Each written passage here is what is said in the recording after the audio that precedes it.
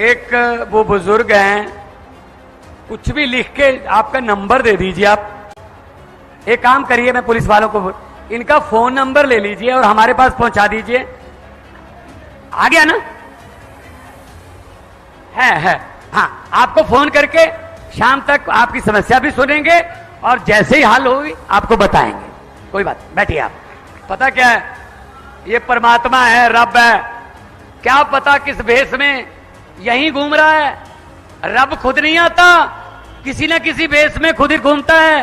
क्या पता किस भेष में नारायण मिल जाए, सो कोई पता नहीं रब किहड़े रंगां विच राजी है। और साडी तां कौम इदां दी है कि सानू तां साडे गुरुआं ने कुर्बानियां ते लोकां दे हक दे विच खड़न ते लड़न दी सानू शक्ति बख्शी है। सो असीं तां हर वक्त नाल खड़ांगे, जिथे भी जुल्म होगा उत्थे तुहानू पंजाबी जरूर उस जुल्म नू रोकण वास्ते मिलूगा। ये पिछले 70 साल की जमी हुई भड़ास है, ये निकल रही है। निकलने दो, निकलने दो। बहुत बचपन खा गए, हमारी जवानी खा गए, बुढ़ापा खा गए, 3 पीढ़ियां खा गए हमारी। अभी भी कह रहे हैं एक मौका और दीजिए। क्यों दीजिए मौका? हद है यार, हद है। झूठ पे झूठ चल रहा है। तो ये मोदी जी तो कहते थे हरियाणा में डबल इंजन सरकार चाहिए, तो लोगों ने बना दी, लेकिन बीच में इंजन को बदल दिया। ये खट्टर वाले इंजन को क्या खराब हो गया था? क्या हो गया था? एक इंजन ही बदल दिया बीच में से। भाई साहब, डबल इंजन की नहीं, हरियाणा को नए इंजन की जरूरत है। ब्रांड न्यू इंजन लगाओ। पंजाब वालों ने और दिल्ली वालों ने इंजन बदल लिए, देखो काम पटाख से काम हो रहे हैं। पंजाब में हमारा कुछ जवान शहीद हो जाए ना फौज में, क्योंकि पंजाब हरियाणा हम फौज में जाने के लिए तत्पर रहते हैं। हमारे जवान अभी भी राखी कर रहे हैं। कारगिल की ठंड में, जैसलमेर की गर्मी में हमारे जवान रखवाली करते हैं। कई बार दुश्मन की तरफ से हमला हो जाता है, हमारे जवान शहीद हो जाते हैं। भाई साहब, जवान के शहीद होने की कोई कीमत नहीं है, किसी करेंसी में उसकी जान का मोल नहीं है, लेकिन कम से कम उसका परिवार आर्थिक तौर पे सही रहे। दिल्ली और पंजाब में, सिर्फ दिल्ली और पंजाब में ये सुविधा है, पूरे देश में बाकी नहीं है। क्योंकि दिल्ली और पंजाब में ईमानदार सरकार है, सच्ची देशभक्त लोगों की सरकार है। 1 करोड़ रुपया एक जवान की शहीदी के 10 दिन बाद, 15 दिन बाद उनके घर पे जाके दे के आते हैं। मैं फिर कहता हूं, ये उसकी जान की कीमत नहीं है, ये मान सम्मान है उसके परिवार का। 1 करोड़ रुपया देते हैं भाई साहब। हमने पंजाब में नौकरियां दी, उसके अलावा बिजली फ्री की। अब घर घर राशन जाता है, घर घर राशन जाता है। और सरकार आपके द्वार नाम का प्रोग्राम चलाया है।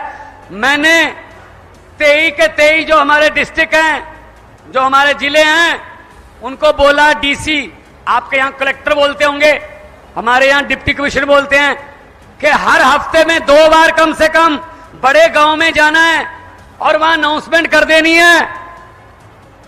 आसपास के 3-4 गांव को और बुलाना है, चौपाल में बैठकर, पीपल के पेड़ की छांव में बैठकर रजिस्ट्रियां करनी है, लोगों के सरकारी काम करने हैं। लोग नहीं आएंगे कचहरी में, अफसर लोगों के पास जाएंगे। सरकार आपके द्वार नाम का प्रोग्राम आ जाएगा। सब कुछ हो सकता है अगर नीयत साफ हो, लेकिन ये क्या करते हैं, ये हमें लड़ाते रहते हैं। इस समाज वाले अगर आ गए तो इस समाज वालों की घरों की टूटियां उखाड़ के ले जाएंगे, मंगलसूत्र छीन लेंगे, पता नहीं क्या, ये वो हमको आपस में लड़ाते रहते हैं।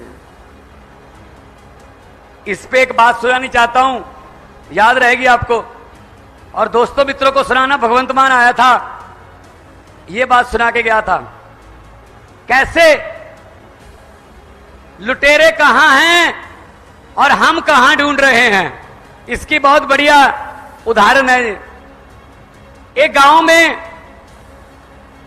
भैंसें चोरी होने का सिलसिला शुरू हो गया। एक रात में 2 भैंसें चोरी हो गई। गांव वाले डर गए, यार बलदेव सिंह की 2 भैंसें चोरी हो गई। अगली रात एक भैंस और चोरी होगी, बोले यार सुरेश की एक और भैंस चोरी होगी कल रात।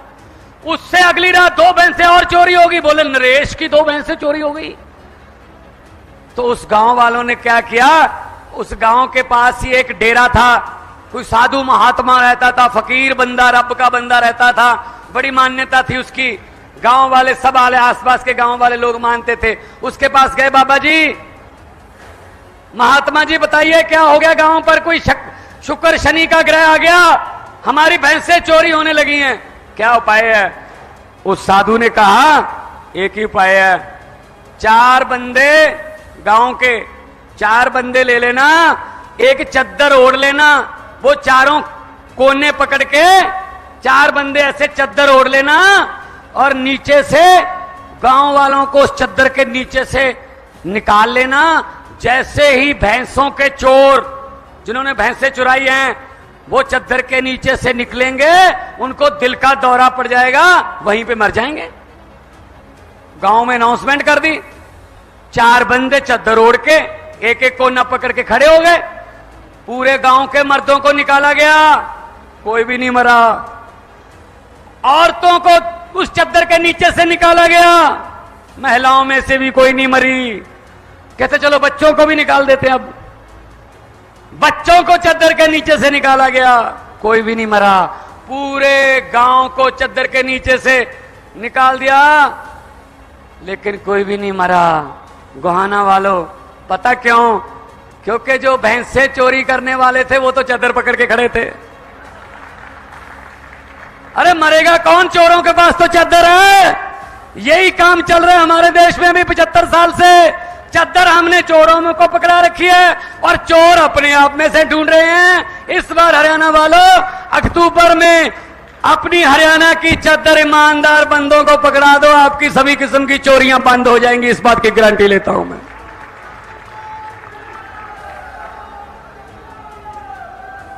क्योंकि हुकूमत वो करते हैं जिनका दिलों पर राज होता है। यूं कहने को तो मुर्गे के सर पे भी ताज होता है। सो दिलों में बसना बड़ी बात है। अरविंद केजरीवाल आपके दिलों में बसते हैं। 2 दिन पहले मनीष सिसोदिया को जमानत मिली, उससे पहले संजय सिंह जी को जमानत मिली। आने वाले दिनों में अरविंद केजरीवाल जी बाहर आएंगे, क्योंकि कोई सबूत नहीं है। झूठे पर्चे डाल के उनको जेल में रखा हुआ। भाई साहब, कितनी देर रख लोगे जेल में? एक व्यक्ति को तो कैद कर लोगे, लेकिन एक व्यक्ति की सोच को कैसे कैद करोगे? जो ये केजरीवाल सामने मेरे बैठे हैं, उसकी सोच वाले, उनको कैसे कैद करोगे? कौन सी जेल में रखोगे भाई साहब? तो ये कहने के लिए आपके पास आया हूं कि इकट्ठे हो जाओ। हमारा तो चुनाव चिन्ह भी बड़ा अच्छा है। महिलाओं को तो खास तौर पे बताने की जरूरत नहीं पड़ती, माओ बहनों को। ये तो सुबह सुबह 5 बजे अंधेरे में भी घर पे ढूंढ लेती हैं कहां है झाड़ू। लेकिन आप खुश मत हो, जरूरत पड़े तो शाम को भी ढूंढ लेती हैं कहां है झाड़ू। करता सफाई है, सुबह भी सफाई करता है, शाम को भी सफाई करता वो। तो इस झाड़ू से पहले हम सिर्फ दुकान या मकान साफ करते थे।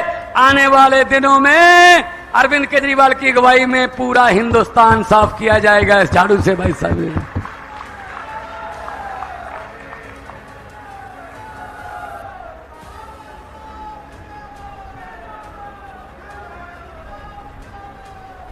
बहुत बहुत धन्यवाद।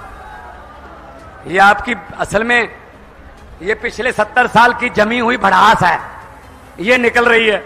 निकलने दो, निकलने दो। बहुत बचपन खा गए, हमारी जवानी खा गए, बुढ़ापा खा गए, 3 पीढ़ियां खा गए हमारी। अभी भी कह रहे हैं एक मौका और दीजिए। क्यों दीजिए मौका? हद है यार, हद है। झूठ पे झूठ चल रहा है। तो ये मोदी जी तो कहते थे हरियाणा में डबल इंजन सरकार चाहिए, तो लोगों ने बना दी, लेकिन बीच में इंजन